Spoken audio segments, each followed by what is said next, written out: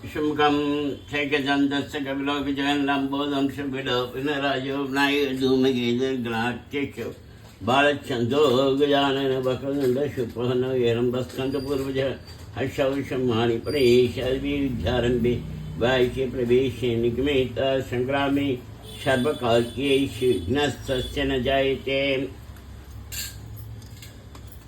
ओं केशवाय नमः, ओं संकर्षणाय नमः, ओं नारायणाय नमः, ओं वासुदेवाय नमः, ओं माधवाय नमः, ओं प्रद्युम्नाय नमः, ओं गोविंदाय नमः, ओं अनिरुद्धाय नमः, ओं विष्णवे नमः, ओं पुरुषोत्तमाय नमः, मधुसूदनाय नमः, ओं मधुक्षजाय नमः, ओं त्रिविक्रमाय नमः, ओं लक्ष्मीनरसिंहाय नमः, ओं वामनाय नमः, ओं श्रीधराय नमः, ओं धनात्तनाय नमः, ओं ऋषिकेशाय नमः, ओं भेदाय नमः, ओं बद्मनाभाय नमः, ओं दामोदराय नमः, ओं श्रीकृष्णाय नमः, ओं नमो वेंकटेशाय, ओं नमो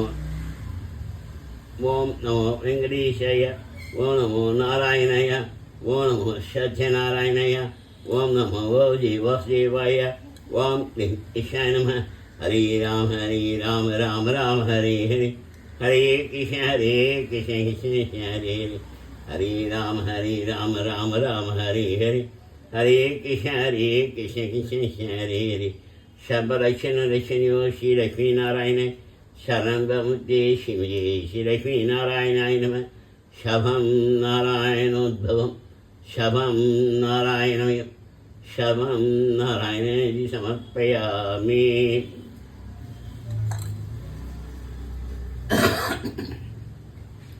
ओं वक्रतुण्डाय विद्महे लम्बोदराय धीमहि तन्नो दन्तिः प्रचोदयात्।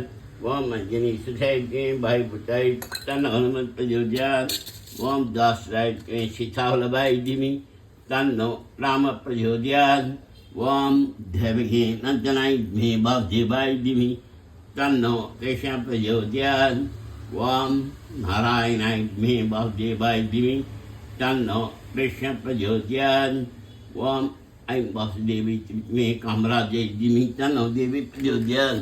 ओं शुभाय मे गायत्री धीमहि तन्नो तेजः प्रचोदयात्। ओं शुभाय मे काममालिनी धीमहि तन्नो गौरी प्रचोदयात्। ओं शुभाय मे काममालिनी धीमहि तन्नो गौरी प्रचोदयात्। हरि ओं हरि ओं हरि ओं।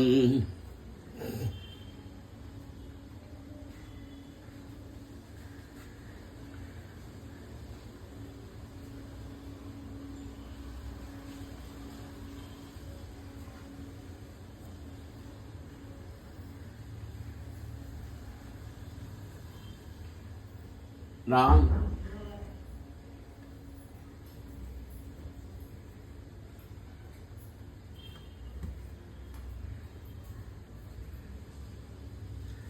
हरि वाम वाम शाशीषा पुरुष षट्षट्षट्षट्षट् समूमि विशुद्ध विद्वान्।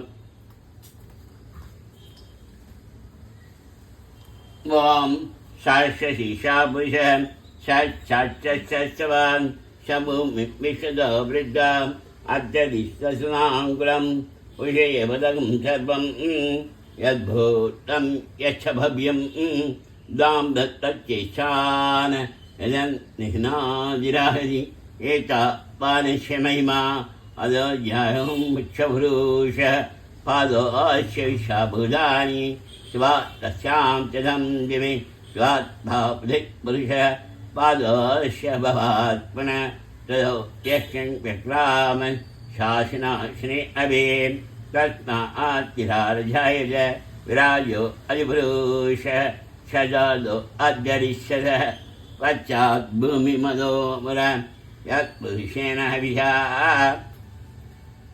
देवा यज्ञमदन्वद वसन्त अस्यासीताज्यं तेष्मै शरत्तवे शब्दस्यासन् भजय त्रिशुक्तत्वमिदकृदाः देवा यज्ञं दन्वान अवत्नं वशं वशं तं यज्ञं वैः ब्रभ्यन् पुरुषं व्याजमग्रहे येन देवाय जन्द सात्य विषयत्ये तस्मात्मज्ञः शवहूद सम्पदं विषजाज्यं बलिहुं दाहं चक्रे बाहिव्याम् आरान्त्यान्तं याच्ये तस्मात्मज्ञः शवहूद शस्सामान्यञ्जिरे दन्दाहंसि जञ्जिरे तस्मात् यजस्तस्मान् जायत तस्मात् तस्याः जायन्त येषु भयादद कावोह जञ्जिरे तस्मात् ह्यजावे यत्पुरुषं व्यदद् कदिजा यकल्पयन् मुगं किमस्य गौबां कावुरुबादावुष्यते ब्राह्मणः आश्रमगमासि बाहु राजन्यगज उरु तदैतैतैष भत्याहुं श्रुतजायद चन्द्रमा मनसो जाद शक्षोर्सूर्यो जायद दिन्दशाग्निश प्राणात् वायुर्जायद नाभ्य आशिजन्तरिक्षं हिन्नश्चौषमवत्तदा वत्या भूमित्यशत्सत्ता साधुगागुम् अकल्पयन् वेद अमीनं पुरुषमहान्तम् आदित्यवनं तमस्तु बारे शब्दानि रूपाणि चित्तिधीरः नामानि चित्रावधन्विदास्ते सादा प्रसाद्यमुदाजार चक्रपवित्नापेशस्य तमे विद्वानमदेह भवति नान्यबन्धायनाय विद्यते यज्ञेन यज्ञमयजन्तदेवाः दानि धर्माणि प्रथमान् व्यासन् देहनाथं महिमानः सन्ते यच्च भूतेशाध्यासन्ति देवाः अद्य शम्भुदप्रजग्भेदशाच्च विश्वकर्मणा समवर्तदादि तच्छब्दशाब्दतरूपमेति तत्पुरुषस्य विश्वमाजानमग्रे वेद अमेदं पुरुषं महान्तम् आदित्यवनन्तमस्पुरस्तात् तमे ब्रह्मिद्भा नामधेह भवति नान्यवन्ता विध्येतानाय प्रजापतिगर्भेऽन्त अजायमानो बहुधा विजायते तस्य धीराभिजानन्दीयोनिं महिषिणा पदमच्चन्दिवेश ये देवेभ्य आदपति यो देवानाहं ब्राहिद पूर्वो ये देवेभ्यो जात नम इच्छाय ब्रह्मे शं ब्राह्मं जनयन्तः देव अभेदप्रवन्न यस्यैवं ब्राह्मणो विद्या तस्य देवाशन्वशे तेष्वदे लक्ष्मीशपत्न्यौ रात्रे पार्श्वे नक्षत्राणि रूपम् आश्विनोऽप्यात्तम् इषं मनिषान अमं मनिषान शमं मनिषान हरि ओम् हरि ओम् हरि ओम्।